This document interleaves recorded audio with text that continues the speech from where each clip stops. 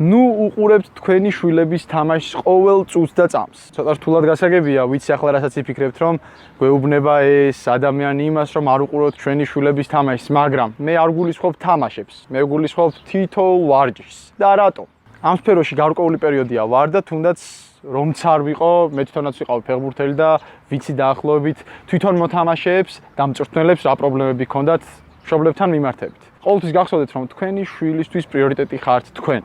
ვარჯიშის ნებისმიერ მონაკვეთში ისინი ყოველთვის გაკვირდებიან თქვენ. შესაბამისად, აქ ბმა გვეკარგება მწვრთნელთან ურთიერთობის. რატომ არის აკადემიებში ისეთი მიდგომა, სადაც მშობლებს არ შეუძლიათ თავისი შვილის თითოეულ ვარჯიშზე დასწრება? იმიტომ რომ იქ პრიორიტეტია ბავშვი გაიზარდოს მწვრთნელთან ერთად, ისაუბროს მწვრთნელთან ერთად და აუცილებლად ითამაშოს მწვრთნელისთვის და გუნდისთვის. რა ხდება რეალურად? მშობელი ყოველ ვარჯიშს, ყოველ თამაშს ესწრება, მიღებთ შედეგს. დაშვებული შეცდომის შემდგომ ბავშვი უყურებს მშობელს და არა მწვრთნელს. ბავშვი უყურებს მშობელს და აინტერესებს, რას ფიქრობს მშობელი და ბავშვი ყოველთვის ხდება იმ აზროვნების მქონე, როგორი აზროვნებითაც არის მისი მშობელი წარმოდგენილი და რომელიც შეიძლება 100%-ით ცდებოდეს და საერთოდ ფეხბურთი არ ესმოდეს. ჩემი მოკრძალებული თხოვნა ისევე თქვენი შვილების განვითარებისთვის მივანდოთ პროფესიონალ ხალხს ეს საქმე და ნაკლებად ჩავერთოთ თითოეულ ვარჯიშში და ნაკლებად დავტუქსოთ ჩვენი შვილები.